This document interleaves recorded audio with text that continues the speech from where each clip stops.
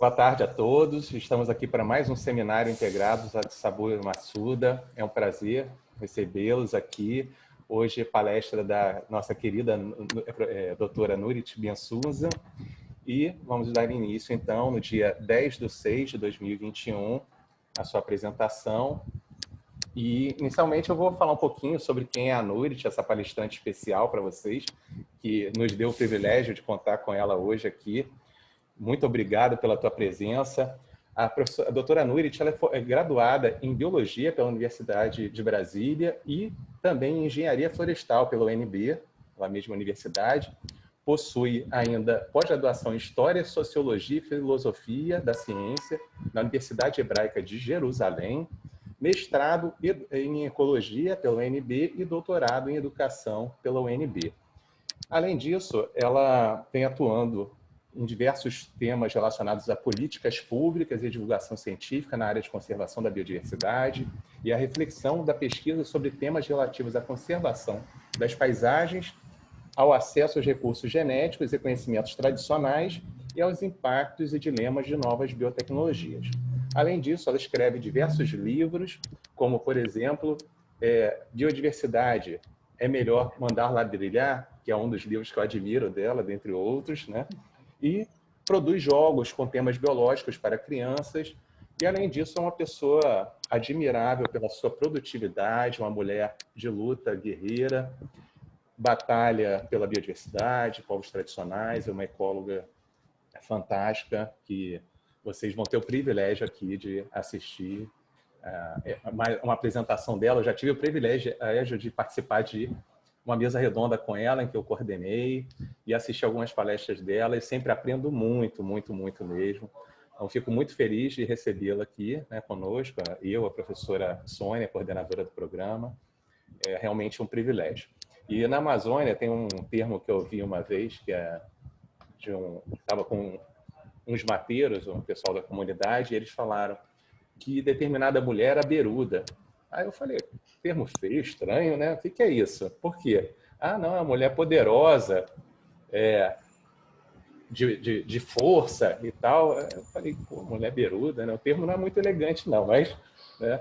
Então, a Nurit é uma mulher realmente, né, que nem esse termo não é tão elegante, né?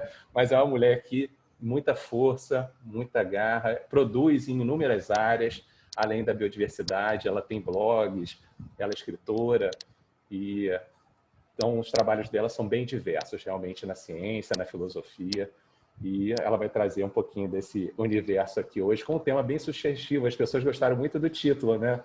Então já tem comentários aqui no chat sobre o título, que é instigante, e a gente quer ver aí.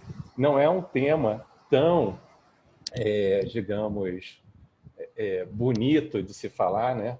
Tão bucólico, mas é um tema que a gente precisa debater, e ninguém melhor do que você para trazer esse tema.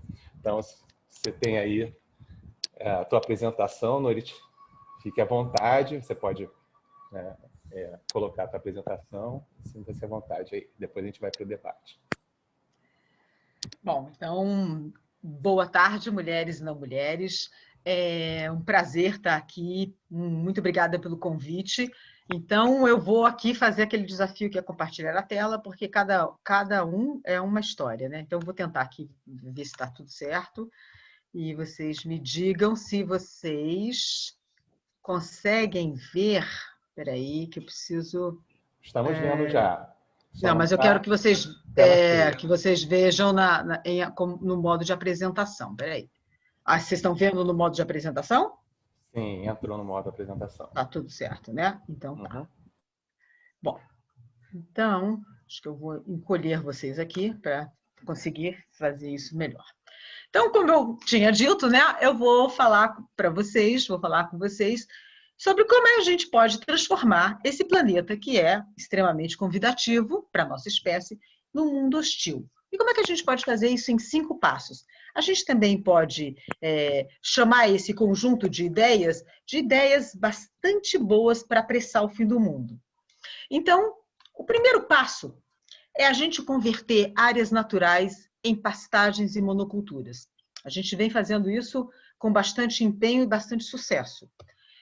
Aqui a gente está vendo esse mapa, que não é nem recente, é um mapa de 2017, que mostra a situação na Amazônia. É possível ver com bastante nitidez o volume de área que já foi desmatado. A gente está falando aqui de 2017, a gente vai ver logo aqui na sequência um gráfico que mostra como é que o desmatamento evoluiu desde então. E a gente vê aqui também uma coisa que é muito importante, é que a gente tem um conjunto de rodovias e que vem, algumas delas vêm sendo pavimentadas e outras vêm numa guerra para serem pavimentadas. Essas rodovias e a sua pavimentação vão produzir, vão fragmentar ainda mais a floresta. Quando a gente olha para esse mapa, a gente já percebe que a gente tem já fragmentos separados de floresta. A gente sabe que os fragmentos de floresta não conservam a floresta da mesma forma, ou nenhuma vegetação, da mesma forma que uma vegetação íntegra, sem essa característica fragmentada. Então, a gente tem aqui, esse mapa, ele está aqui para a gente mostrar como é que a gente vem avançando em converter áreas naturais em áreas de monocultura, rapidamente, mas por meio de dois fenômenos. O desmatamento, claro, mas também a fragmentação. Então, quer dizer, esses dois processos juntos, eles são muito deletérios. Quando a gente olha para o desmatamento, a gente percebe que ele vem avançando rapidamente, né? A gente teve uma grande queda do desmatamento de 2003 até 2012, e a gente vem numa subida que não poderíamos nem mais chamar de lenta e gradual, né? A gente tem uma subida bastante acelerada, principalmente nos últimos 3 anos, e nada nos faz crer numa reversão de tendência proximamente. Aqui a gente tem um slide para mostrar como é que o destino dos recursos... Deixa eu só fazer uma interrupção e perguntar para vocês uma coisa. Vocês veem também uma coisa que impede de ver a parte superior do slide? Ou só eu vejo isso? Completo para mim. Então tá. Não, é porque eu não sei como é que eu oculto esse negócio aqui, mas se vocês estão vendo em cima do slide... Às vezes aparece um quadradinho, alguma coisa de informação que você consegue puxar e arrastar para o lado. Boa ideia. Living and learning. Ok, tudo bem. Conseguiu arrastar? Não, tô tentando colocar num lugar que me atrapalha menos, mas tudo bem. Consegui aqui, tá bom, tá tudo certo. Então, esse aqui é um slide para mostrar como é que o destino dos recursos que financiam o desmatamento flui radicalmente e muito para o Brasil. A gente vê aqui que esse é um dado de agosto de 2020, né? No mundo, isso aqui, a gente está falando de quase R$1 bilhão de recursos que financiam o desmatamento. Desse R$1 bilhão, mais da metade vieram para o Brasil. Então, a gente está falando aqui, esses são dados que mostram como, nesses últimos anos, né, desde o Acordo de Paris, o financiamento dessas commodities que estão associadas ao desmatamento aumentou. Mas esse dado aqui, ele é muito interessante porque ele mostra como esses recursos têm vindo sistematicamente para o Brasil, mais da metade para o Brasil, e mais, quando a gente olha para esses grandes frigoríficos, o JBS, o Marfrig, o Minerva, eles recebem um contingente muito grande desses recursos que financiam, claro, essas commodities que estão associadas ao desmatamento. A gente não pode esquecer que a Amazônia é um lugar onde 2/3 de tudo que é desmatado vira pasto. Então, essa correlação com esses frigoríficos, ela é uma relação importante. Bom, a gente também... agora eu não consigo mais mudar o meu slide. Peraí. Isso. Então, a gente tem aqui uma situação contínua no Brasil, que que eu tenho chamado de um selo Bye Bye Brasil, devorando paisagens e queimando o futuro. Então, a gente tem no Brasil uma narrativa do vale tudo. Então, para isso, vale grilagem, vale desmatamento, tudo aquilo que parecia inadmissível antes passou a ser admissível, passou a ser naturalizado, e a gente tem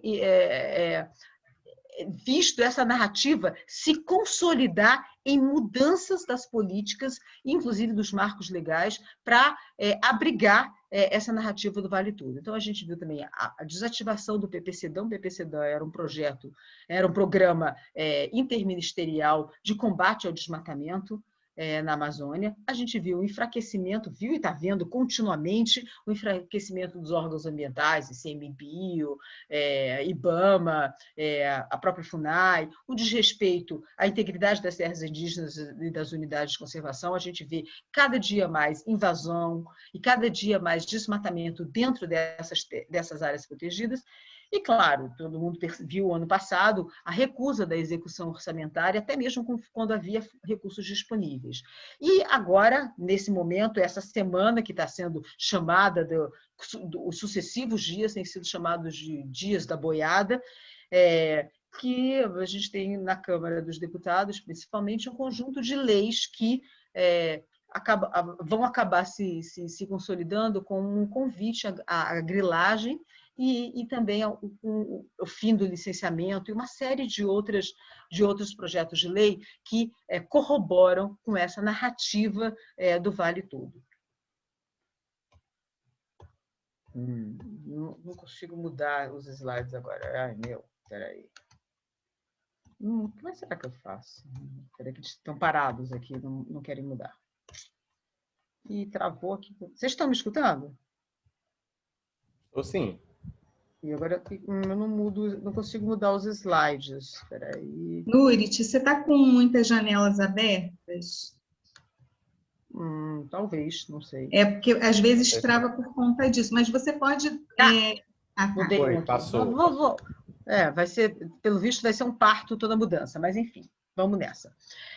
Aqui a gente vê um mapa da soja colhida em cada estado. E a gente vê que esse número também vem aumentando enormemente, mas a gente percebe, olha, que, né, não só para o Cerrado, mas para a Amazônia, que é uma commodity que vem aumentando sucessivamente. Mas olha, e a gente não pode esquecer que, junto com a soja, você tem um aumento muito sistemático da pecuária, principalmente na Amazônia, onde, como eu já disse, 2/3 de tudo que é desmatado vira pasto. Se a gente olhar... de novo essa dificuldade, espera aí. Se a gente olhar para esse gráficozinho aqui, a gente vai perceber que a gente tem, na soja, um produto muito importante, né, da nossa exportação, mas a gente pode olhar para esse gráfico e olhar que a maior parte desses produtos que estão nos primeiros lugares são produtos que, de alguma forma, ajudam a gente nesse passo de gerar, transformar paisagens naturais, áreas de vegetação natural e paisagens naturais, em monoculturas. Vejam, tem a soja, tem o minério, que também ajuda de uma outra forma, tem toda essa história do petróleo, mas aí tem açúcares e melaços, que tem a ver com cana-de-açúcar, carne bovina, que tem a ver com a pecuária, farelos de soja, que tem a ver com soja, e celulose, que também é outra transformação de áreas naturais em monoculturas, carnes de aves, enfim, a gente vê aqui um conjunto de produtos que só colaboram para a gente conseguir avançar nesse passo muito importante para transformar o planeta num lugar bastante hostil para a nossa espécie. Agora eu estou aqui na disputa de como mudar o slide. Se a gente olhar de uma forma geral para o planeta, 75% da superfície do planeta já foi alterada significativamente. Isso a gente está falando de significativamente. Isso não quer dizer que o resto, os 25% outros, não foi alterado também. A gente também tem dados que mostram que 66% dos oceanos enfrentam crescentes e acumulativos impactos, né, das nossas atividades. E 85% das áreas úmidas do mundo já foram destruídas. Então, esse também é um cenário que mostra que as paisagens naturais estão sendo convertidas, de alguma forma, rapidamente. Bom, o segundo passo no nosso conjunto de ideias para apressar o fim do mundo e para transformar esse planeta convidativo num ambiente bastante hostil, é a degradação dos ecossistemas e o compromisso dos serviços que a natureza nos oferece. A gente tem, nós, na nossa espécie, tem um tipo de relação com a natureza que acaba por degradar, né, os ecossistemas e os serviços ecossistêmicos, ambientais. E essa dinâmica ela conduz a uma redução da capacidade reguladora natural que esses ecossistemas têm. É essa capacidade reguladora que limita que faz com que, né, o mundo seja convidativo para a gente, que não seja hostil para a gente. Ele limita a transferência de doenças de animais para humanos, ajuda no controle de pragas, e gera uma série de outros serviços que são essenciais para que a nossa vida seja possível aqui nesse planeta. Mas quando a gente olha para a situação, a gente vê que há uma degradação acelerada desses serviços. Além de que tudo isso, é claro, acelera a crise climática, né? Então, a gente já viu aquele mapa da Amazônia, que a gente viu bem no comecinho. Aquele mapa é um mapa de desmatamento. Mas, junto com o desmatamento, a gente tem o fenômeno da degradação florestal, que são áreas onde já se tirou madeira seletivamente, ou que estão nas bordas daqueles fragmentos, ou na borda de pequenos fragmentos que a gente não enxerga na escala daquele mapa. Toda essa área de degradação florestal também colabora para a ruptura da integridade do ecossistema e dos seus serviços. A gente estima, os dados que a gente tem, que são de 2020, que a gente tem uma área do tamanho do estado do Pará de área degradada na Amazônia. Mas a gente não vem degradando somente a Amazônia, todo mundo sabe aqui, né? A gente viu o que aconteceu o ano passado com o Pantanal e não custa lembrar que vários outros biomas brasileiros, como por exemplo o Cerrado, já vão bastante degradados e suas paisagens bastante convertidas em áreas tanto de monocultura como, né, para plantio de soja e tal, mas também para pecuária. Mas aqui no caso, no ano passado, a gente pôde somar a esse conjunto de biomas degradados também o Pantanal, né? Então, a gente teve uma destruição de cerca de 1/4 do bioma e, além disso, esse fenômeno ele foi retratado, narrado, como se ele fosse desconectado do resto dos outros biomas do país. Então, o impacto disso sobre a Amazônia e sobre o Cerrado não foi ressaltado, mas é um impacto bastante significativo. E a gente tem aqueles fenômenos que deixam claro no Brasil como a gente vem degradando os serviços ecossistêmicos e os próprios ecossistemas. A tragédia de Mariana é um exemplo disso, mas ela não é a única. A gente viu logo depois o que aconteceu em Brumadinho, que é considerado o maior desastre tecnológico da indústria da mineração e ferro, e que essa foto eu acho bastante emblemática, porque mostra que só ali naquele lugar você já tem um conjunto de áreas degradadas enormes, mas todos nós sabemos quanto de degradação, rompimentos de barragem de dejetos minerais, como o caso de Mariana e Brumadinho, quanto de degradação isso carrega ao longo dos cursos dos rios, pelo bioma, que no caso é o Cerrado, afora. Como se fosse pouco, a gente também teve no ano passado, e retrasado, a questão das manchas de óleo na nossa costa, né? Que ficaram muito mal resolvidas, muito mal, não ficou claro de onde vieram, e também o impacto disso parece não ter sido aquilatado de uma forma correta, assim, abrangente, porque olha, quando a gente olha para a costa, aqui tem as localidades que foram afetadas. A gente vê aqui que é uma parte significativa da costa brasileira, e isso não foi de uma forma sistemática aquilatado para a gente entender qual é o impacto que isso teve como degradação, não só para as praias, para o turismo e tudo mais, mas para esses ambientes marinhos e costeiros. A gente está falando aqui, por exemplo, só nesse mapa aqui, 130 municípios afetados, né? 1.009 localidades. A gente vê também que teve muitas unidades de conservação que foram afetadas pelo derramamento de óleo. Mas, ainda assim, isso parece que não comoveu ninguém.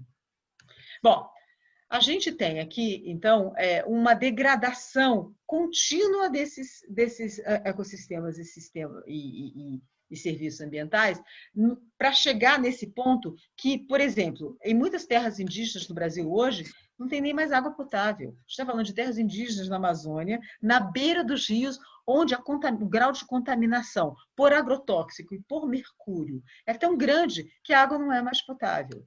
A gente tem níveis de contaminação de solo e de corpos d'água no Brasil todo, com pesticidas e agrotóxicos, níveis bastante alarmantes.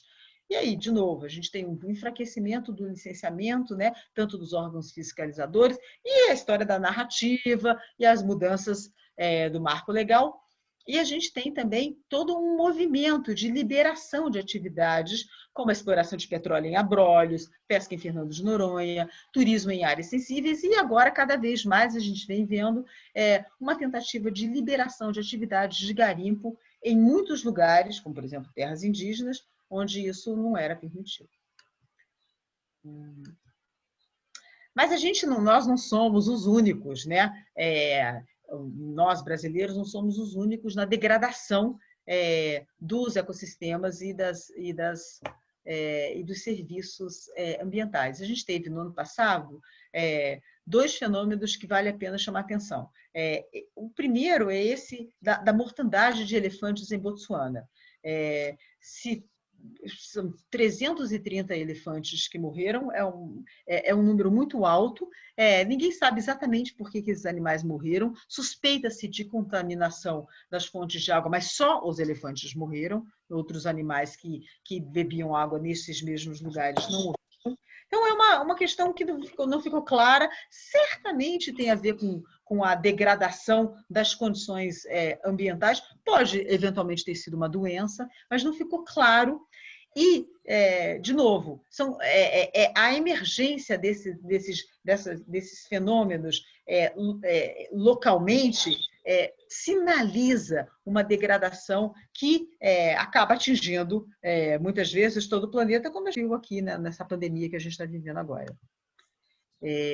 Outro fenômeno que aconteceu no ano passado foi os milhares de animais marinhos mortos nas praias de Kamchatka, na Rússia, que também não ficou explicado. É a poluição, a poluição industrial, uma poluição química, também não. Mas, de novo, fenômenos que são locais, mas que mostram um grau de degradação que vai se acelerando no planeta. E agora a gente está vendo, quem não viu ainda, dessa semana, o que está acontecendo no Mar de Mármara, na Turquia, que é essa mucilagem, que é um fenômeno que acontece quando há uma mistura de sal com esgoto, e isso forma uma substância pastosa que recobre a superfície do mar. Certamente a quantidade de esgoto jogada nesse mar de Mármara, que é o mar Mediterrâneo, é gigantesca. E tem o que a gente conhece como degradação já histórica e que a gente pouco vem sendo feito para deter, que é a questão da ilha de plástico no Oceano Pacífico, que é uma coisa gigantesca. As imagens são muito chocantes e que acabam em praias, em vários lugares, e também no Havaí. Mas tudo isso é para chamar a atenção de vocês para esse slide que vem agora, que é o seguinte: já se tem percebido que a gente tem uma amálgama de plástico com coral, com outras substâncias, gerando como se fossem pequenas pedras, rochas, né? que são amálgamas desses materiais misturado com espécies naturais, sejam elas corais, sejam elas outras moluscos, conchas. Então, você tem aí formado esses plastiglomeratos, como o pessoal chama, mas para mostrar que cada vez mais fica mais difícil também de limpar o planeta, de voltar atrás. A gente vai fazendo avanços nesses processos tanto de degradação dos serviços dos ecossistemas, mas também na conversão de paisagens, de forma que a volta atrás fica cada vez mais complexa. Não é à toa que se fala, por exemplo, do ponto de não retorno no desmatamento da Amazônia, né? Vocês podem imaginar que praias repletas de plastiglomeratos em formação contínua é muito mais difícil, misturado com corais, com conchas, é muito mais difícil limpar, é muito mais difícil retirar isso da natureza, sem falar continuamente na questão dos microplásticos que estão aí em todos os lugares, e a gente tem visto isso. Bom, o terceiro passo na nossa desabalada carreira para tornar esse planeta um ambiente hostil para nós mesmos é a emissão de cada vez mais toneladas de gases de efeito estufa. A gente viu em 2019 o que aconteceu em relação ao fogo, em relação aos incêndios na Amazônia, e que contribuem tanto para os nossos 3 passos, né? Tanto vistos até agora, né? Tanto para converter áreas naturais, para degradar ecossistemas, mas também para gerar cada vez mais emissões de gás carbônico para a atmosfera. Então, a situação não é muito boa e está cada vez piorando.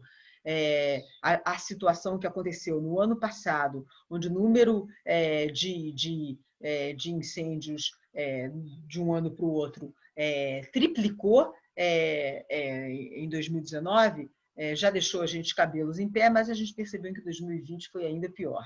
E isso não parece que essa tendência também não parece se reverter agora em 2021. Se a gente olhar aqui esse gráfico, que ele é de outubro de 2020, a gente vê que essa linha marrom aqui, que é de 2020, ela já estava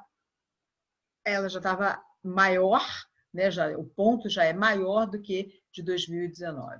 Então, a gente tem as emissões que brasileiras vem crescendo, inclusive quando os outros países tiveram uma queda nas emissões durante a pandemia, por causa da redução da atividade industrial, do transporte, a gente fez um movimento contrário.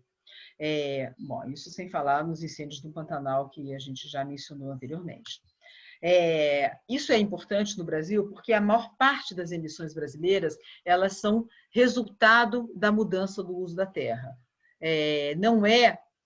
No nosso caso, as emissões não vêm dos processos industriais, eles vêm da geração de energia, eles vêm tanto das atividades agropecuárias quanto a mudança de uso da terra. A mudança de uso da terra é a conversão de áreas naturais em áreas para outras finalidades, em grande parte. Quando a gente olha o agregado da participação das atividades econômicas nas emissões de gases de efeito estufa no Brasil, de 1990 até 2018, a gente vê que a contribuição da agropecuária é gigantesca. Então, não tem nem comparação, ela responde por 80%. Então, se a gente aposta na conversão de áreas naturais, se a gente aposta na monocultura, seja de soja, seja pecuária, a gente vai corroborar cada vez mais para o aumento das nossas emissões. Então, a gente está nessa situação onde as emissões aumentam, mas não há nenhuma preocupação mais em estabelecer metas. As metas que tinham sido estabelecidas pela Política Nacional da Mudança do Clima, que eram derivadas, né, do Acordo de Paris, elas não serão cumpridas. E a cada ano a gente só vê a situação se agravar.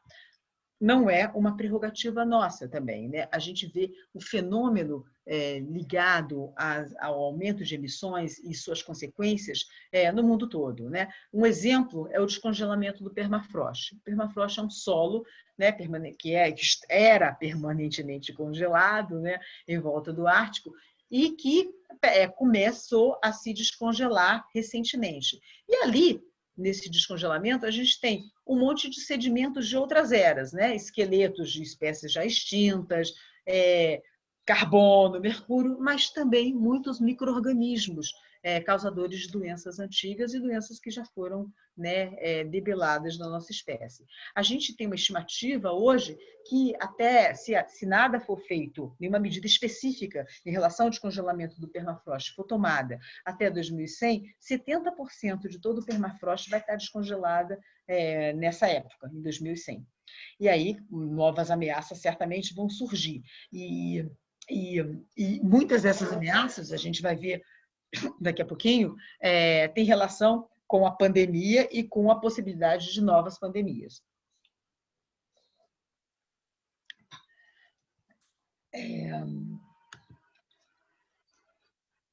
A gente outra coisa que está ligada ao descongelamento do permafrost é a quantidade de toneladas de carbono que seriam liberadas quando esse solo descongelar.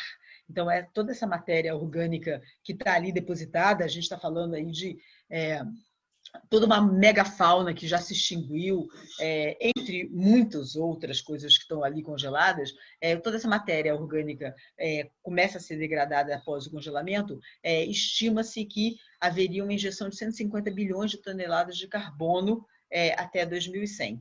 Então, isso também vai colaborar para esquentar o planeta mais rápido e derreter o permafrost mais rápido, né? Então, é um processo cíclico. Bom, o nosso quarto passo na tentativa de tornar esse planeta, tentativa inclusive bastante bem sucedida, de transformar esse planeta num ambiente hostil para a nossa espécie, é a rejeição de toda e qualquer pluralidade.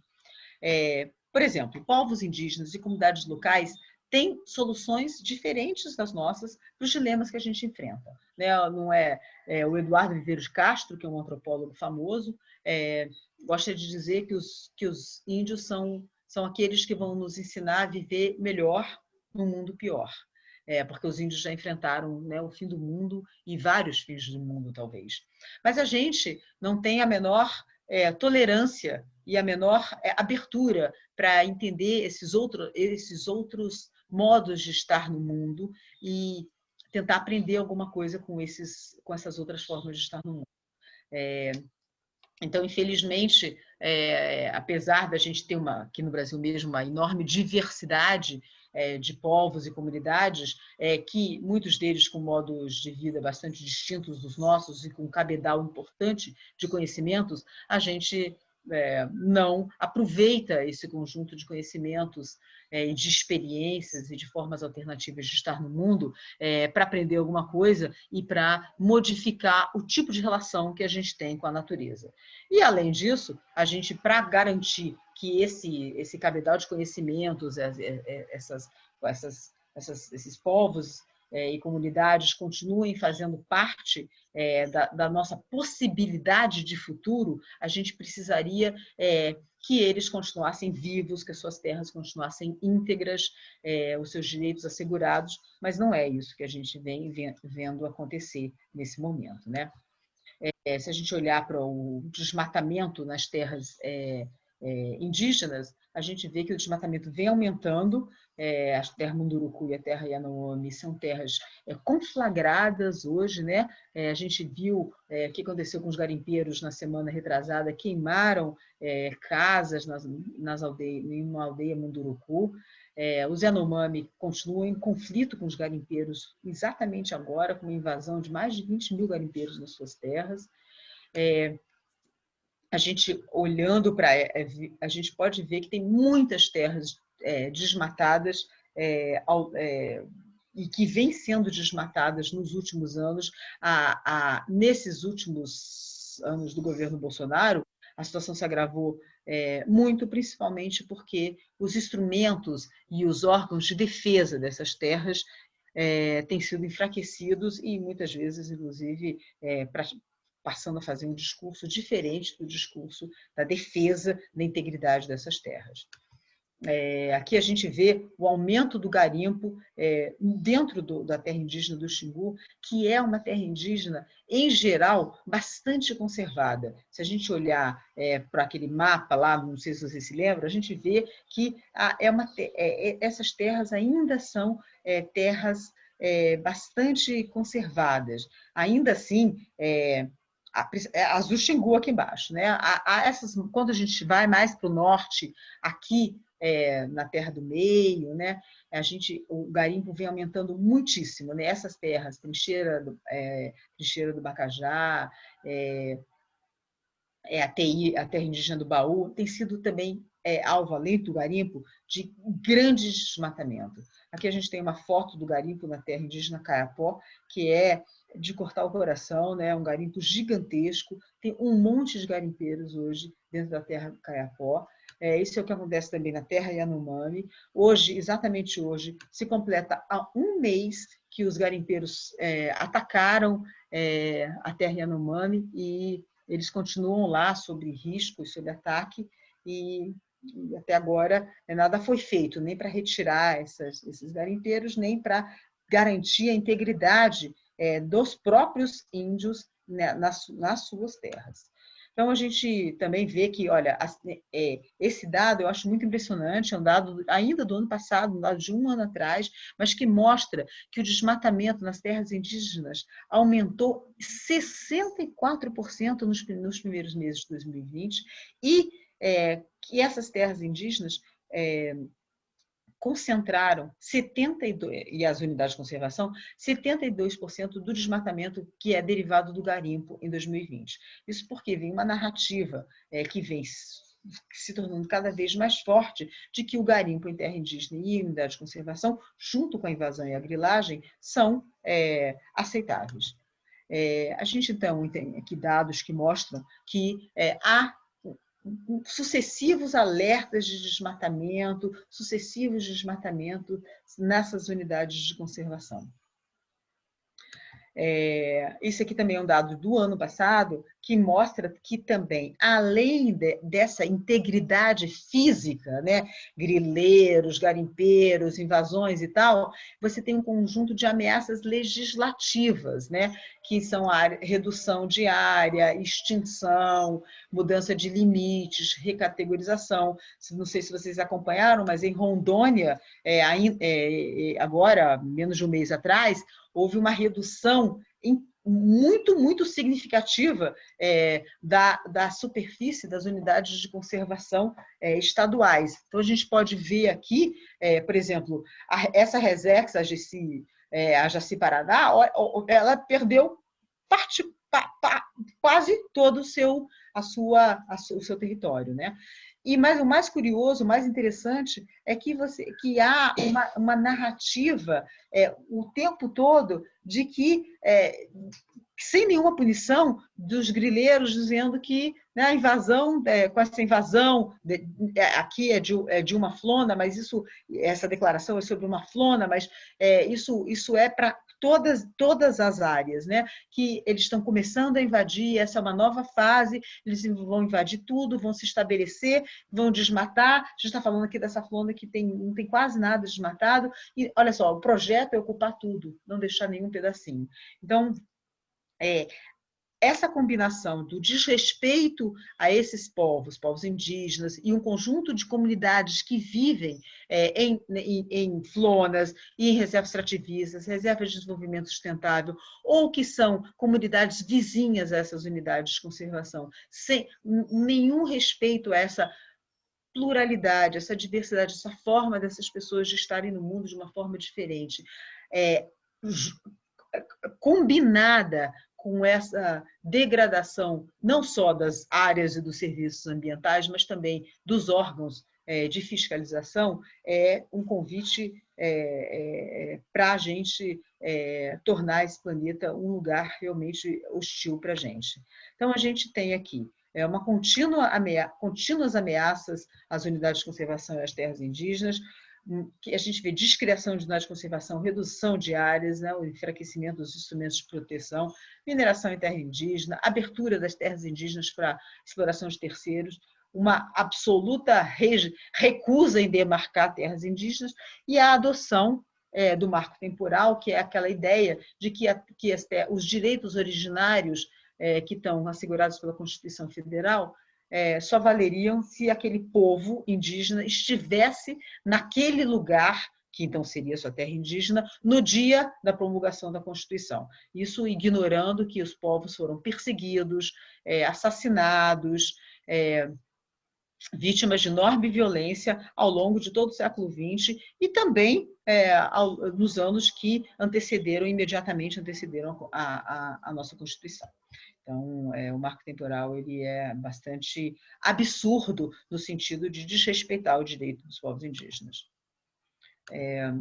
Então, a gente sabe que não há nenhuma possibilidade de conservar paisagens sem conservar seus povos.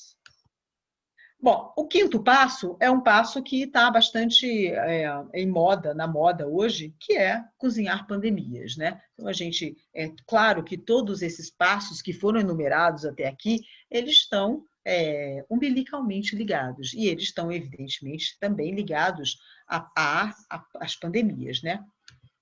Primeira coisa que a gente... peraí que eu estou tentando mudar aqui. A gente pode... nessa tentativa de cozinhar novas pandemias, uma coisa importante é o tráfico de animais, né? Mas por que o tráfico de animais é importante quando a gente fala de novas pandemias? E quando a gente entende por que o tráfico de animais é importante, é que a gente entende como todos aqueles outros passos dos quais a gente vinha falando são tão importantes para geração de novas pandemias. Porque o tráfico de animais está ligado aos encontros inusitados, né? Se é verdade que, por exemplo, a pandemia da Covid-19 é fruto de um vírus que passou do pangolim para o morcego, dos morcegos para os humanos, ou do morcego para o pangolim, do pangolim para os humanos, ou alguma coisa assim, provavelmente do morcego para o pangolim, do pangolim para os humanos, o que acontece?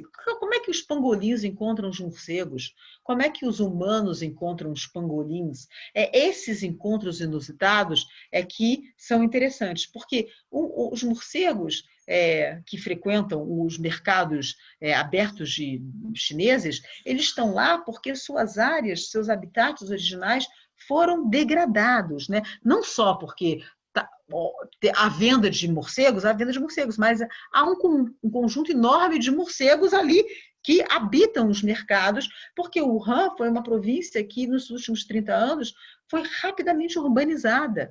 Então, muitos dos ambientes, os habitats dos morcegos foram destruídos. Então, esses morcegos passam a frequentar áreas urbanas e periurbanas.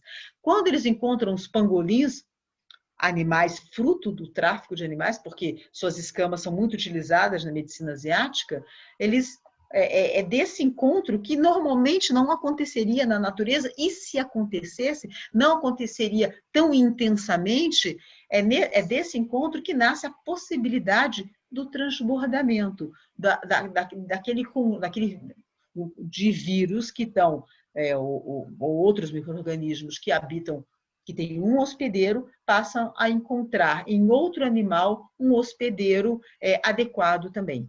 Esse transbordamento só acontece quando animais se encontram e, junto com esses animais, um conjunto de micro-organismos, de milhões de micro-organismos que estão junto, né, que habitam esses animais.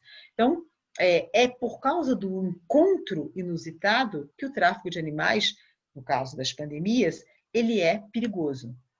Então, quando a gente fala em perda de habitats, quando a gente está falando da degradação da floresta, da perda de serviços ambientais, quando a gente está falando de converter áreas de paisagens naturais em áreas de monocultura, a gente está falando também de perda de habitats. Quando a gente está falando de emissão de gases de efeito, e a gente está falando de espécies que vão se redistribuir no planeta por causa dessas mudanças climáticas. Isso, o que vai acontecer? Você vai ter novos encontros.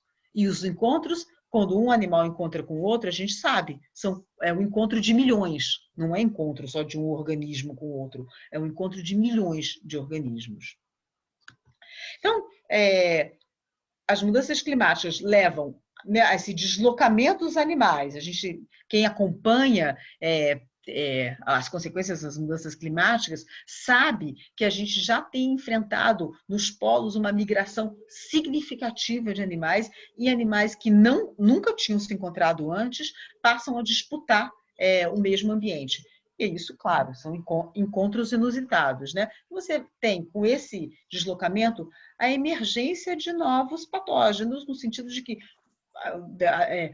micro-organismos que encontram novos hospedeiros e podem passar a infectar outras espécies.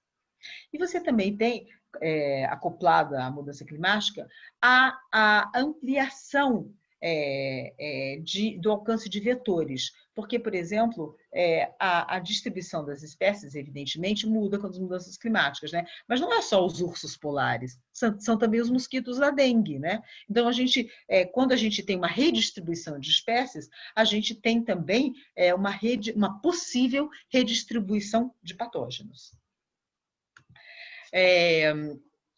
Então, na verdade, a gente vem ignorando solenemente todos os sinais que vêm emergindo dessas situações. A gente sabe hoje que a maior parte das doenças humanas infecciosas que emergiram nas décadas recentes são zoonoses, né? Elas tiveram sua origem na vida silvestre, né? Então, a gente, sabendo disso, que a maior parte dos patógenos humanos descobertos nesses últimos 30 anos eram vírus zoonóticos, ainda assim a gente tentar ignorar essa situação, a gente também tentar ignorar solenemente as relações que existem e já estão muito bem documentadas entre o desmatamento e doenças. Por exemplo, vamos falar que nem falar do ebola, que tem uma relação clara entre a conversão de áreas naturais em áreas de monocultura e os casos de ebola, as novas emergências de surtos de ebola. Tem aqui esse exemplo, aqui da Amazônia, né? Uma pesquisa do IPEA que mostra que nos municípios da Amazônia, que foi feita em todos os municípios, mostra um efeito significativo do desmatamento sobre a malária e sobre a leishmaniose. Você tem um incremento de 1% da área desmatada no município, leva um aumento de 23% de casos de malária e de cerca de 8% nos casos de leishmaniose. Essa relação entre malária e desmatamento é uma relação que também já tinha sido documentada tanto na Malásia quanto na Indonésia. Mas ainda assim, a gente não tem feito nosso dever de casa de impedir o desmatamento ou de tentar coibir o desmatamento ilegal no país. A gente sabe também que desde 2019, vejam, julho de 2019, a gente está falando de antes da pandemia de Covid-19. A OMS, a Organização Mundial de Saúde, já havia alertado que o novo normal para o nosso planeta é a emergência de surtos frequentes de novas doenças mortais. E por que a OMS disse isso? A OMS disse isso porque a gente tem muitas zoonoses recentes que se tornaram pandemias em vários lugares, né? Ebola, gripe aviária, H1N1, né? E várias outras doenças. Nipah, por exemplo, que não acho que não está aqui embaixo, Nipah, que é uma doença gravíssima também, que provavelmente tem conexão também com vírus que vieram dos morcegos, mas a OMS tem documentado que a cada ano você tem 5 novas doenças, novas, qualquer uma delas pode ter um potencial pandêmico, né? Então, a gente tem, por exemplo, esses dados da Plataforma Internacional de Biodiversidade e dos Serviços Ecossistêmicos, que diz que a gente tem quase 2 milhões de vírus que ainda não foram descobertos em aves e mamíferos. E que desses, olha, mais de 500 mil teria capacidade de infectar humanos, né? E a gente tem importantes reservatórios de patógenos com potenciais pandêmicos em mamíferos e principalmente em aves aquáticas, mas também no gado. Então, a gente não pode deixar de pensar em áreas degradadas, morcegos que habitam um determinado ambiente e passam a habitar outros ambientes que, de repente, se encontram com gado na Amazônia, no Cerrado. Então, sim, como eu tinha dito, né, o risco de pandemias vem aumentando rapidamente, né, a emergência de 5 novas doenças por ano em pessoas, né, que podem se tornar pandêmicas. Isso quer dizer que 5 por ano, mas tudo que leva a essas 5 por ano, 5 doenças por ano, vem sendo aumentado e acelerado. Então, o que é 5 por ano hoje, possivelmente vai ser 6 daqui a 2 anos, vai ser 7 daqui a 5 anos. Então, o número de possibilidades de novas pandemias vão aumentando também. Bom, então, a gente tem um desmatamento, né?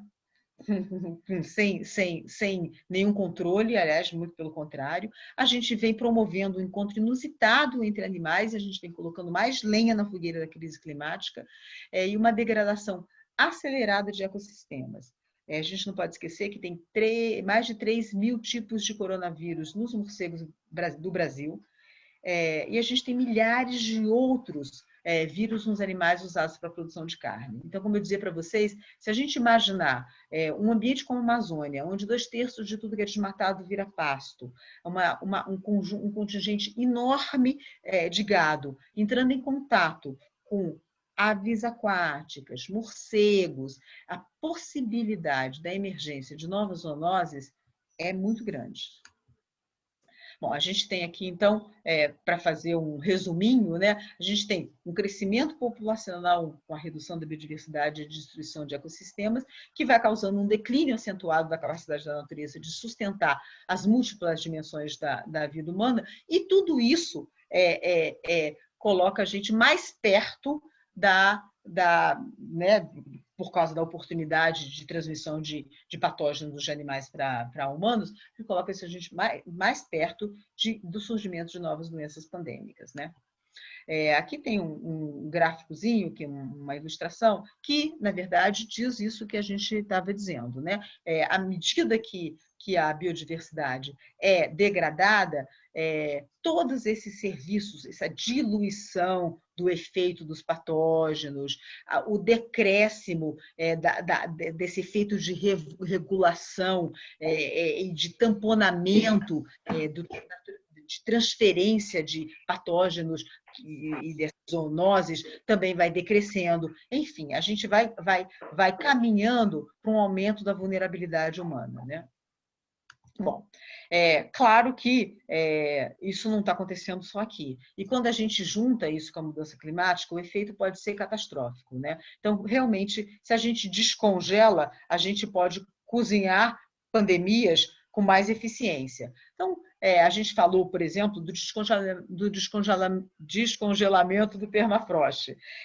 Doenças que a gente já considera varridas do mapa, como a varíola, por exemplo, podem emergir de novo por causa do descongelamento do permafrost. Vejam esse exemplo, né? Em 1890, teve uma grande epidemia de varíola na Sibéria e em certas regiões com uma mortandade altíssima. E os corpos foram enterrados no permafrost ali na beira do rio Colima. Com esse derretimento, você pode, a aceleração das erosões das margens desse rio, os corpos podem voltar a ficar expostos e o vírus da varíola pode voltar a se manifestar. A gente está falando aqui de vírus que a gente conhece, mas existe um contingente enorme de outros que assolaram a humanidade e que a gente nem conhece.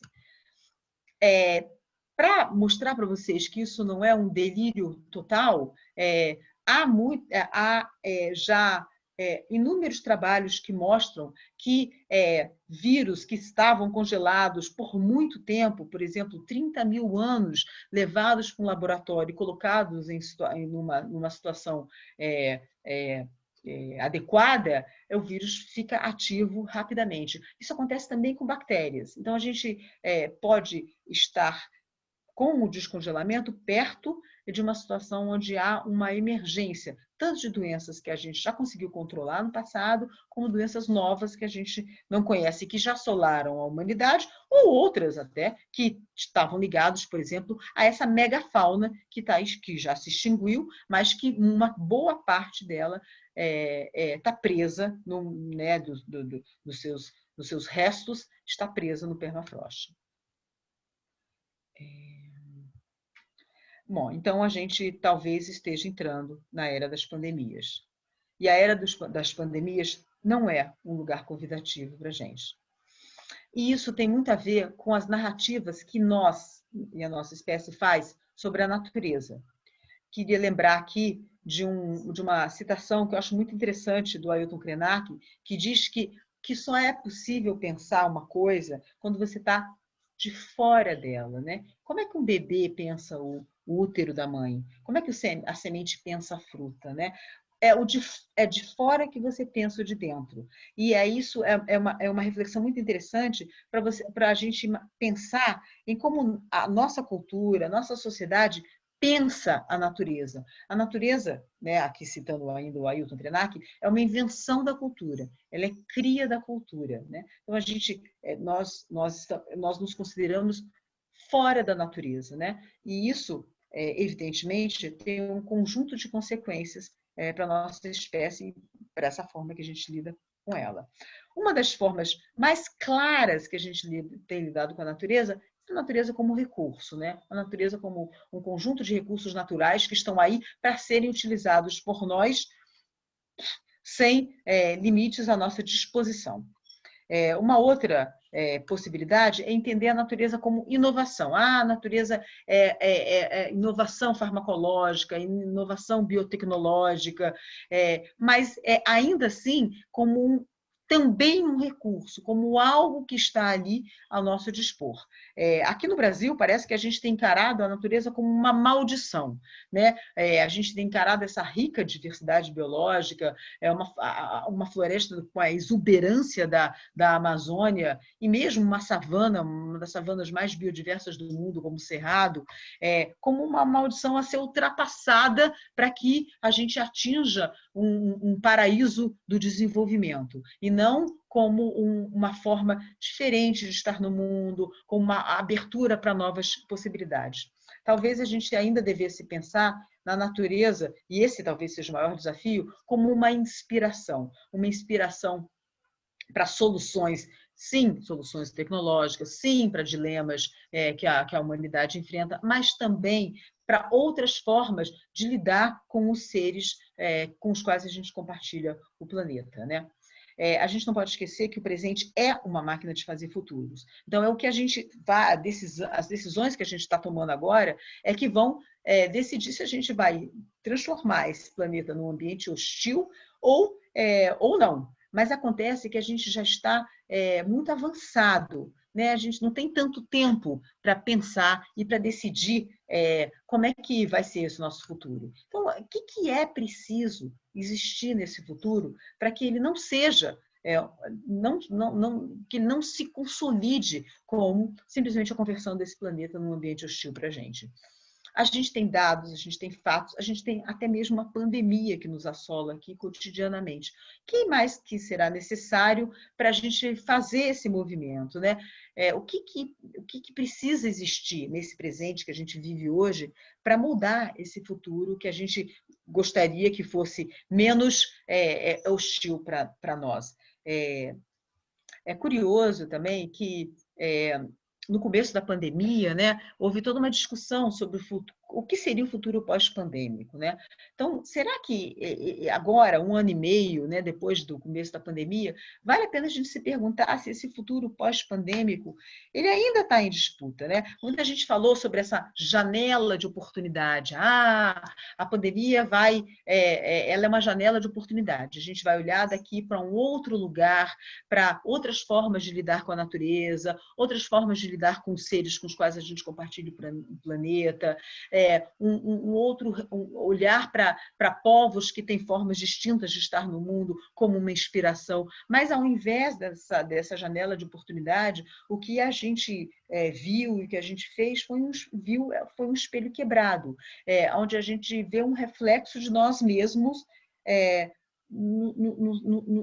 na sua pior forma, né? Eu acho que isso foi muito o que a pandemia nos mostrou, principalmente porque a gente vive uma hegemonia totalizante de formas de estar no mundo. Então, a gente acha que a única forma possível, ou a única forma correta, ou a única forma plausível de estar no mundo é essa que a gente vive, né? Então, mesmo quando a gente olha para outras formas de estar no mundo, dos índios, de outras comunidades, a gente tende a achar que aquilo não ou é primitivo, ou é atrasado, ou não tem nada a nos ensinar. Então, é uma dificuldade, porque para abrir uma janela de oportunidade, é preciso ver alguma coisa, vislumbrar alguma coisa do outro lado dessa janela. E isso parece que nós temos sido incapazes de fazer isso, de ver alguma coisa num outro lado de uma eventual janela de oportunidade que teria se aberto, se é que se abriu mesmo, com a pandemia. E vale lembrar, por fim, aqui, que o que significa, né? Se a gente perde essa disputa do futuro pós-pandêmico, se a gente entende que perdemos essa disputa e o futuro pós-pandêmico vai significar mais do mesmo, entendendo que mais do mesmo é sempre um mais pior, para um mesmo que não é o mesmo piorado. Isso significa que a gente vai viver um mundo imprevisível, um mundo onde os eventos climáticos extremos vão se suceder de uma forma que a gente não vai conseguir prever, que pandemias vão se suceder também de forma que a gente, em surtos periódicos, que a gente também não vai conseguir prever, que pragas, doenças de outros animais, na agricultura também vão se tornar comuns. Enfim, a gente vai viver um mundo onde vai ser muito difícil fazer planos, um mundo onde vai ser muito difícil para a enorme maioria das pessoas, como já é hoje, mas muito piorado. Era isso. Obrigada.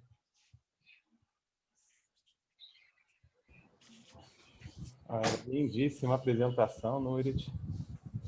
Provocativa, como você gosta de ser, como ninguém. Você trabalha vários temas de forma instigante e provocativa, que é algo que está muito na sua personalidade e que a gente gosta muito, né?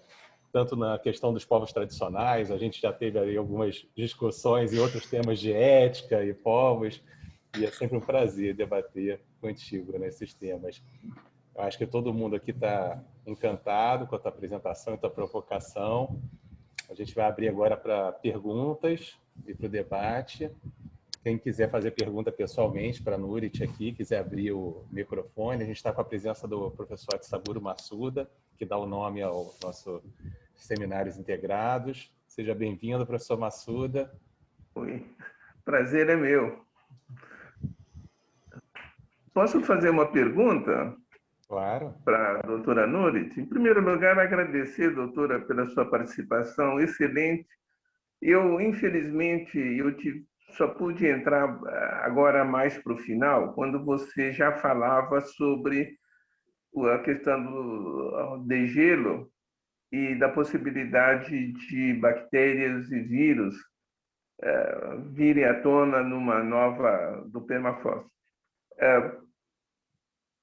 A questão que eu te pergunto é que talvez isso tenha a ver muito com a nossa capacidade de persuasão e passar essas informações de maneira clara para a população de um modo geral. Aqui no Brasil nós estamos vendo, apesar da pandemia, o negacionismo é tão violento que me preocupa muito essa questão. Vocês têm alguma sugestão de como avançar sobre essas questões? Porque passa pelo convencimento das pessoas. Não? Queria te ouvir um pouquinho sobre essa questão. Pois é, eu acho, professor, que esse é o cerne de toda a questão. Como é que a gente, por isso, eu disse aí em algum momento dessa palestra que a gente tem dados, a gente tem fatos, a gente está vivendo uma pandemia, a gente tem um conjunto tão gigantesco de informação e isso não é suficiente para a gente mudar de atitude. Eu tenho por mim que um dos motivos para isso é que a gente tem uma excessiva fé na tecnologia. A gente acha que boa parte dos problemas vão ser resolvidos pela tecnologia. Então a gente pensa, mas está tudo ficando, aquecimento global. Não, a gente vai ter um jeitinho de resolver. Você vê, vejam vocês, mesmo a questão da pandemia é uma coisa bastante curiosa, porque que todo mundo quer vacina no braço é evidente, quer dizer, tem um pessoal maluco que não quer, mas todo mundo que faz lé com cré quer vacina no braço, quer vacina no braço.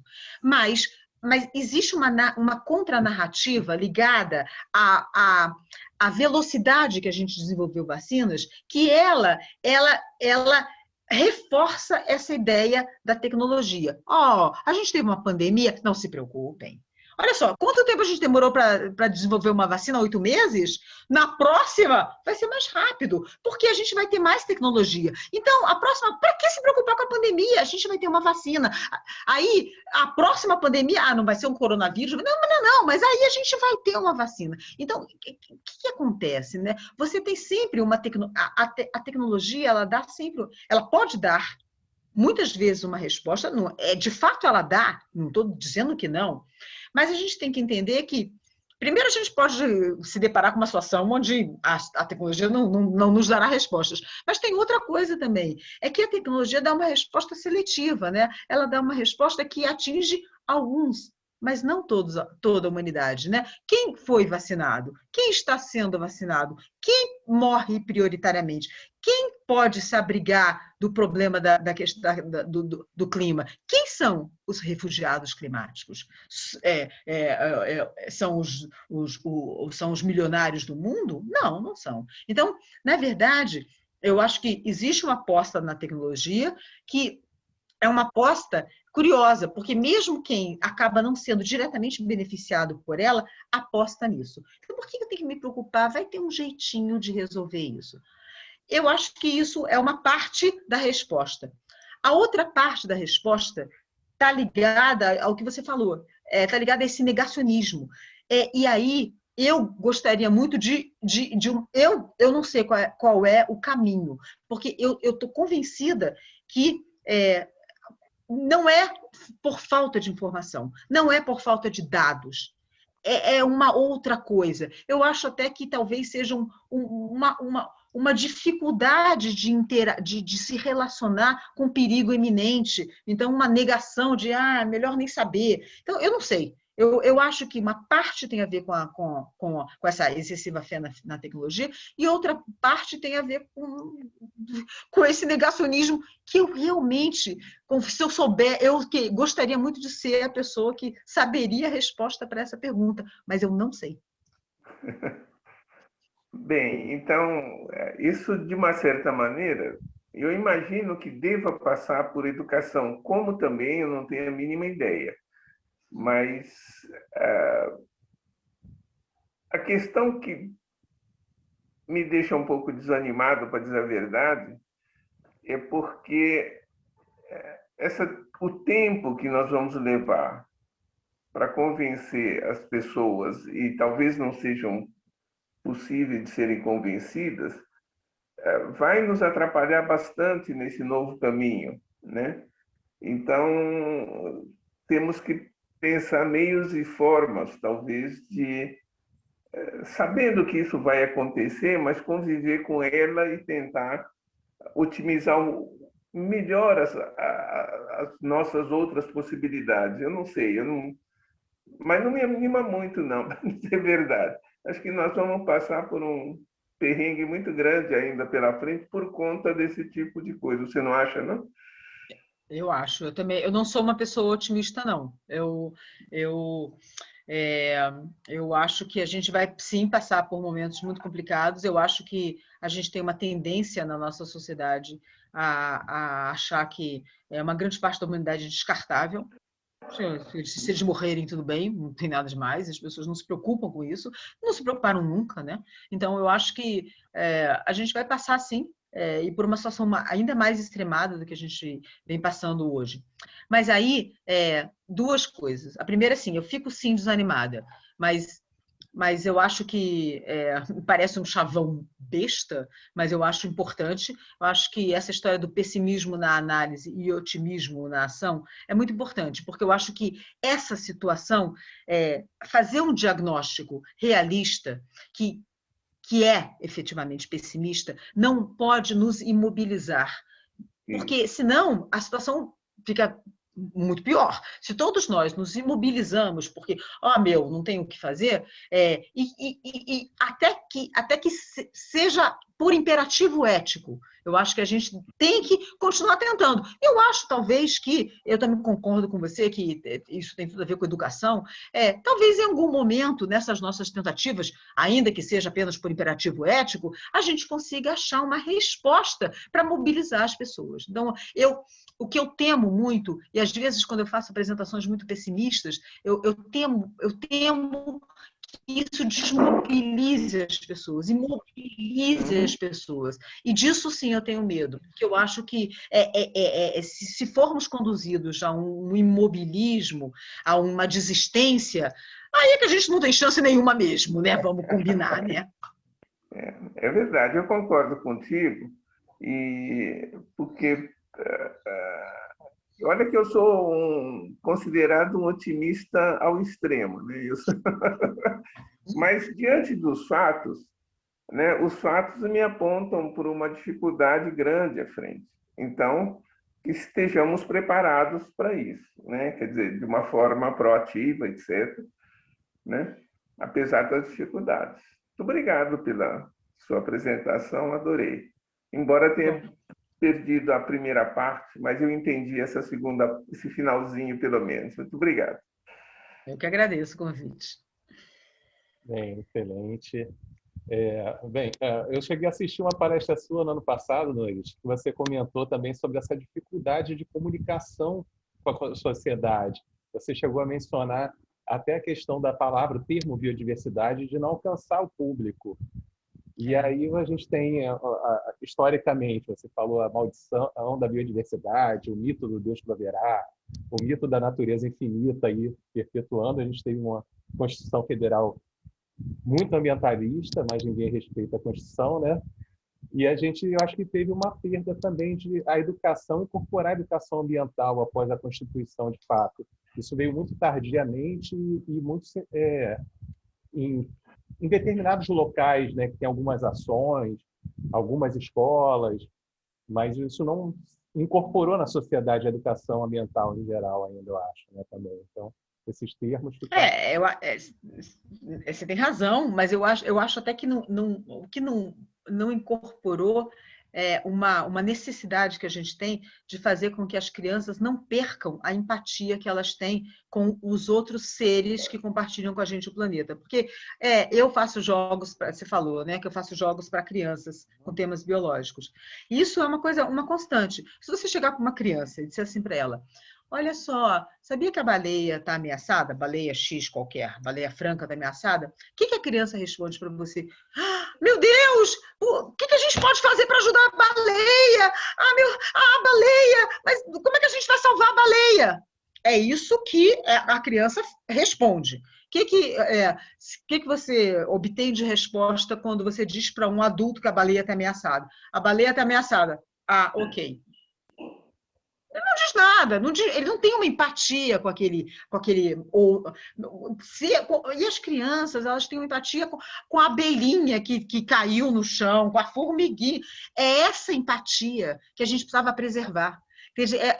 Assim, antes até da educação ambiental, a gente tinha que arranjar um jeito de garantir que essa empatia com as plantas, a folhinha que caiu, a Joana, Toda essa empatia, não, por exemplo, eu não sei se vocês já passaram por essa situação, mas eu passei por essa situação na minha vida. O meu filho, quando descobriu que carne era bicho, ficou tão horrorizado, mas tão horrorizado.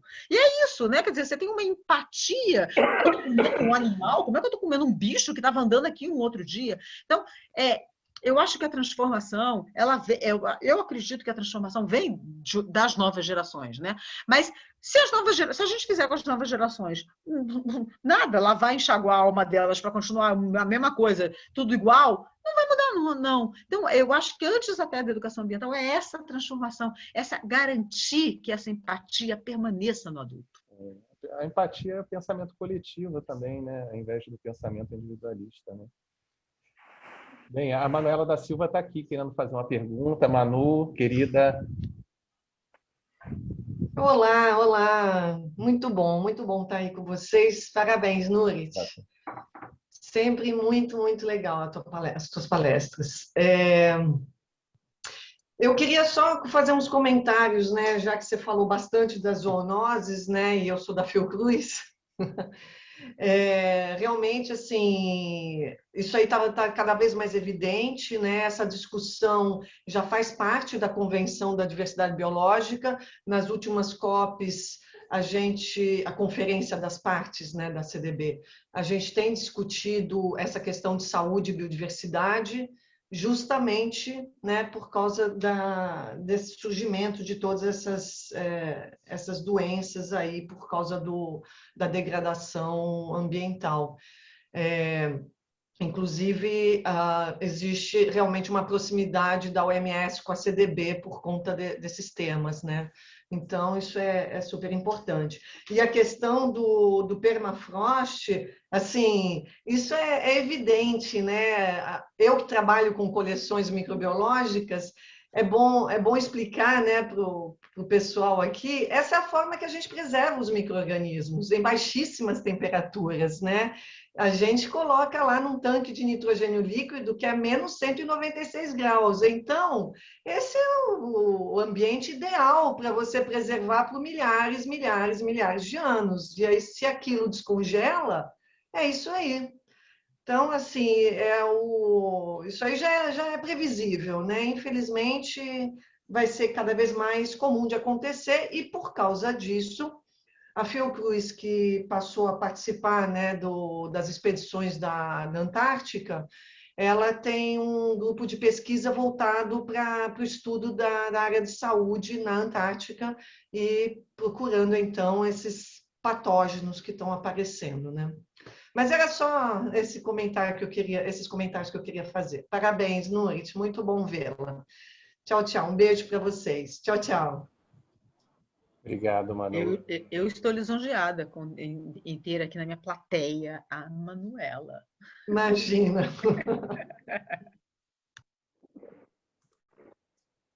A Marta quer falar? Marta, Sônia, Marta. Tem também uma pergunta da Sônia aqui no chat, Danilo. Não sei se é para ler.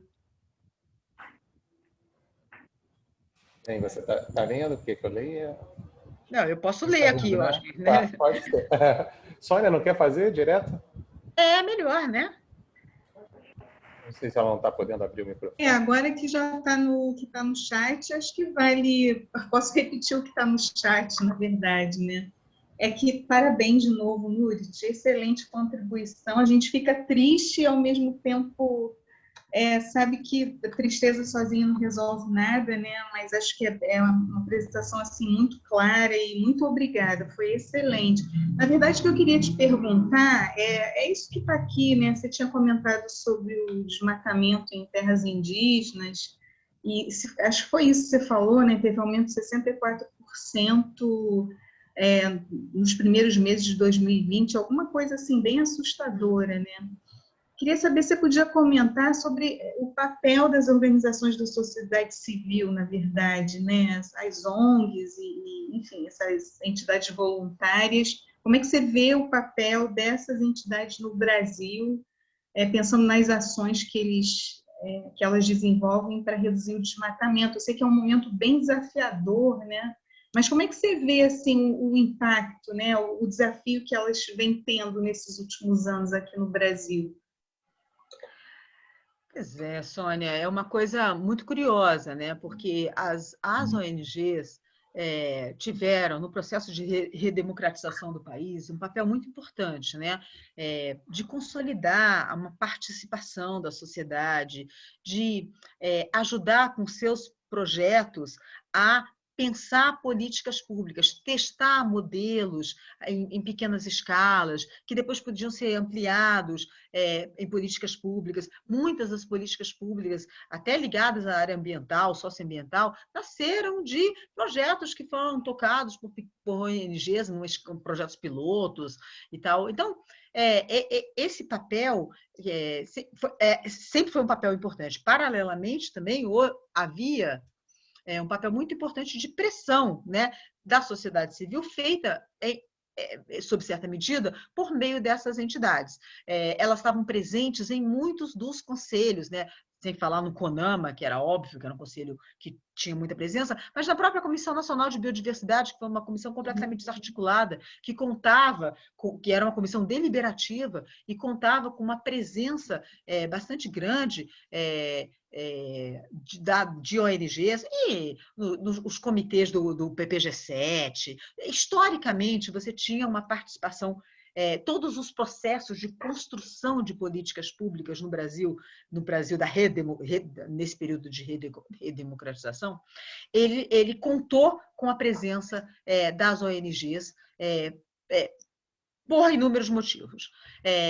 Agora a gente vê um momento que talvez depois da redemocratização a gente está vendo esse momento de desdemocratização, que é um momento onde a presença da sociedade civil ela tem um efeito, e a gente até está aprendendo a lidar com isso, um efeito de contraditório, porque ele a presença da sociedade civil parece que incita os agentes públicos a serem mais radicais, a quererem detonar ainda mais. Então, por exemplo, muitas vezes a gente tem visto que a nossa presença, ao invés de ajudar no sentido de fazer pressão para que o problema seja resolvido, ele funciona como uma provocação para que aqueles agentes que não são agentes públicos, agentes privados como garimpeiros, grileiros, madeireiros e tal, se sintam ainda mais à vontade e ainda nos desafios, não, mas a narrativa vigente agora é essa. Agora vale, agora pode, porque isso tem encontrado um acolhimento, né, no atual regime que não encontrava antes. Então, também essa coisa de que o que era completamente inaceitável passou a ser aceitável. Como era inaceitável, se você estivesse naquela posição que você berrasse, é inaceitável, é inaceitável, é inaceitável, bom, o poder público tinha que te escutar, porque se ele fazia uma narrativa dizendo que aquilo era inaceitável e você está acusando alguma ação exatamente daquilo que é inaceitável, o poder público é obrigado a fazer alguma coisa. Você tinha uma pressão externa. Aqui no Brasil, no momento, acontece justamente o contrário. Se você dizer assim, é inaceitável, não, era inaceitável semana passada, mas agora já é aceitável, agora já pode, agora já vamos fazer uma nova lei agora já vamos fazer uma política que permita, agora vamos mudar o marco legal de forma que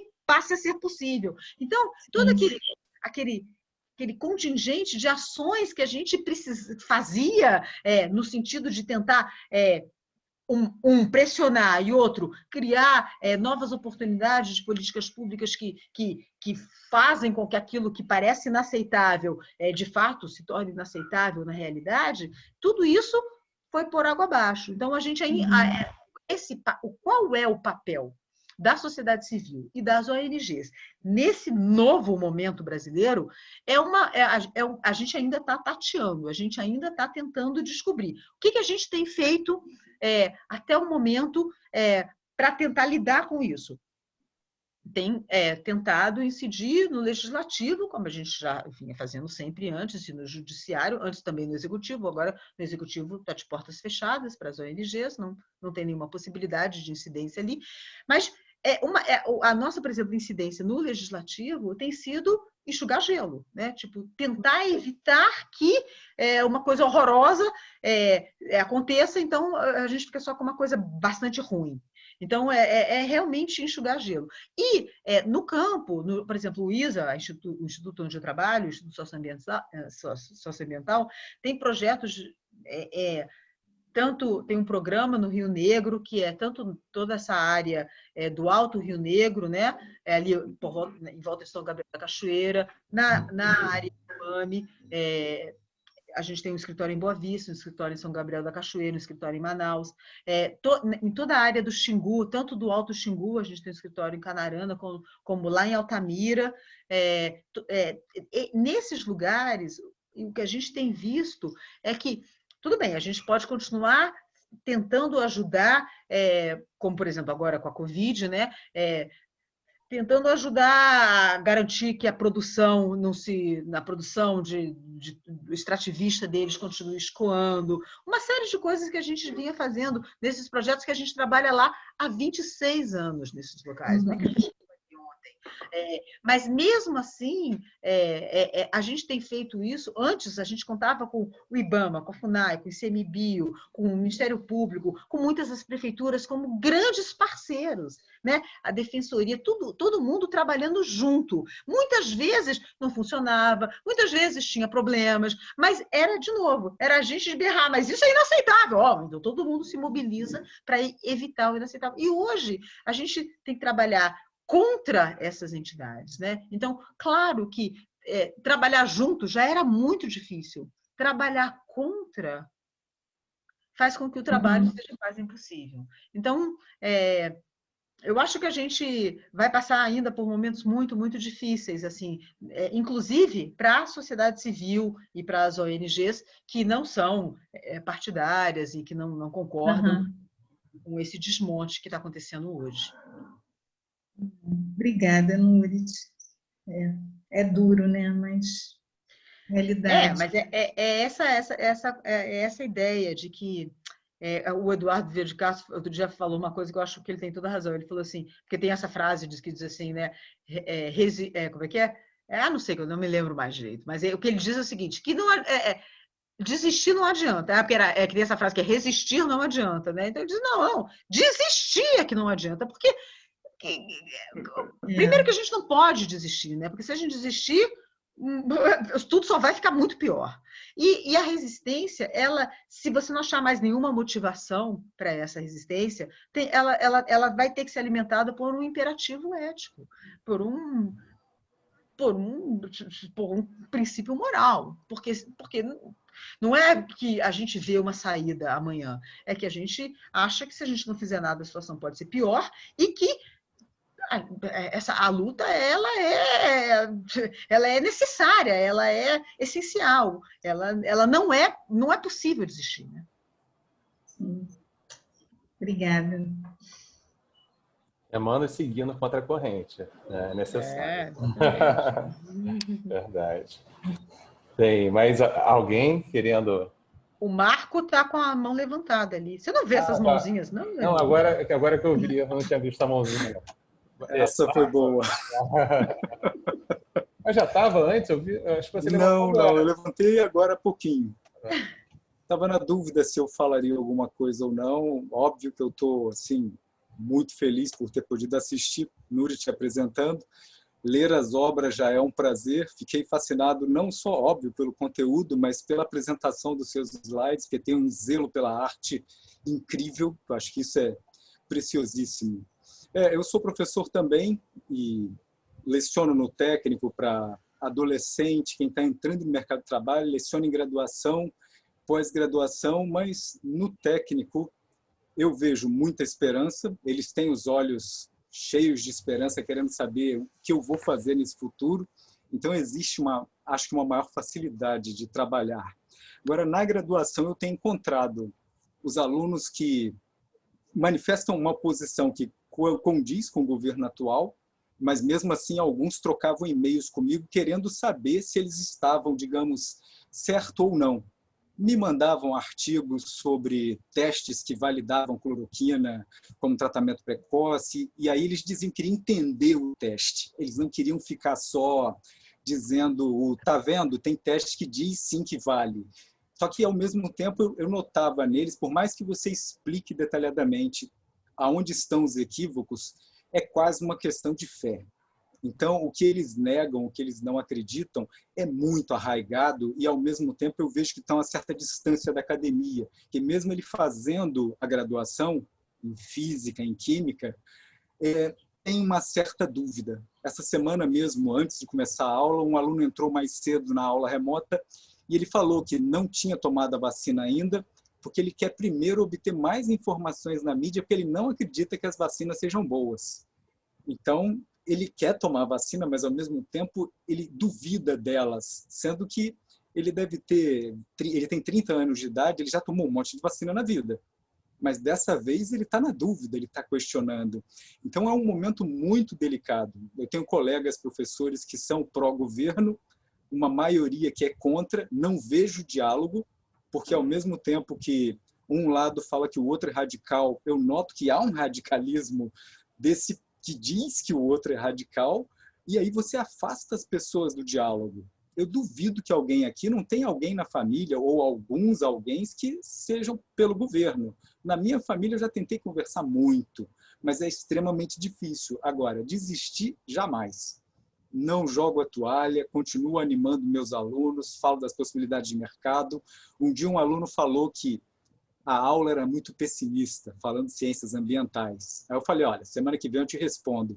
Aí eu fui para a internet, pesquisei uma tonelada de informações. Na aula seguinte, falei, ó, a aula de hoje é em sua homenagem. Olha aqui, números de taxa de alfabetização, queda de mortalidade de doença, melhoria de qualidade de vida em países onde não havia essa qualidade de vida. Eu falei, então, você está vendo muito ruim, na verdade, porque você está numa realidade que você tem que construir um caminho para mudar ela. Mas falei, a vida hoje é muito menos pior. Então, nós temos, sim, uma Constituição de 88 que ninguém conhece. Eu comento sobre a Constituição de 88 em todos os níveis de ensino e não fico mais chocado com o quanto ninguém sabe o que é uma Constituição. A resposta mais básica, é um conjunto de leis. O pessoal não sabe nem o que é a Constituição Federal.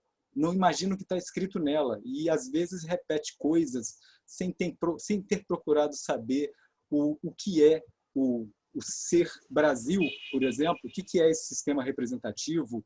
Você vota e depois não cobra esses políticos sobre o que eles estão fazendo como seus representantes. Então, é difícil, mas eu sempre converso com os alunos sobre isso. Ou eles participam do processo, ou eles vão sofrer as consequências do processo. O sistema miliciano de poder paralelo já aprendeu como eles podem comandar. Eles colocaram representantes em todos os níveis. E eu duvido que a gente consiga apontar muitos políticos em esfera municipal, estadual, municipal, que digamos que prestem. Mas, em parte, a culpa é nossa, porque a gente vota e depois não acompanha o que eles fazem. Eu canso de falar para os alunos, o e-mail do deputado do Rio de Janeiro é esse, escreve para ele. Diz que você discorda da oposição dele com relação ao assunto ABC. Então, o sistema democrático está fragilizado? Está correndo risco? Está. Mas ou a gente defende ele ou nós vamos ter um futuro muito ruim. Eu concordo com o Nurit que a perspectiva não é boa, mas ela pode ser muito pior se nós acharmos que não tem saída. E isso não dá. Jogar a toalha, nunca. Ainda mais sendo professor. Nurit, obrigado por ter a oportunidade de te ouvir. Nossa, eu que agradeço. Eu acho que você tem toda a razão. Jogar a toalha não pode não, porque realmente a situação fica muito pior, né, se a gente jogar a toalha. E é muito interessante isso, né? Como é que a gente chegou nesse ponto da impossibilidade do diálogo? Isso é uma coisa que vale a gente pensar, né? Quer dizer, aonde... porque, às vezes, né, a gente está falando de pessoas com as quais a gente dialogou a vida toda, né? E, de repente, ergue-se uma barreira... e essa barreira se torna intransponível, né? Eu acho que a gente, como sociedade no Brasil, a gente precisa entender o que está acontecendo. Eu acho que tem a luta de resistir, de dialogar e tal, mas é uma luta por entender também, compreender o que aconteceu no Brasil nesses últimos anos, o que está acontecendo agora, por que é tão difícil atravessar essas pontes, por que se constituiu essas barreiras tão intransponíveis, né? Quando você fala do seu aluno, por exemplo, né? Que eu tenho certeza que o seu aluno que está querendo saber da vacina e tal, ele incorporou na vida dele, incorpora 50 milhões de tecnologias e nunca questionou nenhuma delas. Exato. Ninguém está questionando nada sobre o celular, sobre nada, ninguém questiona nada. Então, de repente, ele resolve questionar sobre a vacina. E aí é isso, né? Quer dizer, como somos todos nós levados, né, conduzidos por um conjunto de coisas. Você diz, o aluno não sabe o que é Constituição, ele não acompanha em quem ele votou. Mas ele foi educado para isso, né? Ele foi educado para não saber, ele foi educado para não entender a abrangência da cidadania dele, né? Então, a gente a quebra, né, do sistema que tem começado na educação, ela é um desafio enorme, né? Mas é isso, jogar toalha, de jeito nenhum. Não, jamais. Uma coisa que eu observei na minha instituição, nós temos, acho que, 200 professores e 150 técnicos administrativos. Eu transito entre os dois grupos numa boa. Adoro tomar um cafezinho na sala de manutenção, com as meninas que fazem faxina. E aí, o que eu vou escutando? Eles não se manifestavam quanto à opção política, por quê? Porque os professores não aceitam, que eram as coisas que eles mais falavam. Aí, com isso, com a eleição, quando houve a vitória do grupo que ninguém imaginava que fosse vencer, essas pessoas se sentiram empoderadas. E antes elas se sentiam inibidas. Então é um cenário muito louco, porque eu duvido que alguém imaginasse que haveriam tantos eleitores assim, e tem aí uns 30 milhões que eu não sei se vão deixar de ter a fé que eles têm, porque não é possível, com tanta evidência de que foi um engodo, não dá para entender como eles mantêm a posição. É uma conspiração global, talvez, do universo contra esse partido, não é possível. E nós todos é que estamos errados, né? Mas é que, na verdade, quer dizer, eu acho que você tem uma questão também de acolhimento, né? Talvez os partidos que estavam no poder antes não conseguiram acolher da forma que essas pessoas precisavam ser acolhidas nesse seu discurso. E aí elas encontram uma ressonância gigantesca, né? No atual regime, e ainda mais porque muitas das coisas que a gente vê aí, nossa, é evidente, como assim? Como é que esses caras podem apoiar? Não chega neles, chega de outro jeito, né? É um cenário complexo. Bastante. A gente podia fazer um Zoom só de bar para poder ficar falando sobre esse assunto. Seria... Zoom boteco. A gente fica tomando e conversando, porque né, esse é o melhor assunto. E dá pano para manga. Pois é. Bem, eu acho que a gente vai dar 4 horas da tarde. Então, acho que a gente já pode encerrar. Agradecer muitíssimo. Esqueci de mencionar aqui na tua apresentação, agradecer também ao Instituto Socioambiental, né? A doutora Nurit, coordenadora da área de biodiversidade. Então, esqueci de mencionar aí, porque você não colocou no lápis, eu na hora esqueci aqui. Está mega desatualizado, meu. Pois é, acontece. Mas, então foi um prazer enorme, todos aqui extremamente satisfeitos de te ouvir, Nurit. Muito carinho, muita gratidão. Obrigado. Né?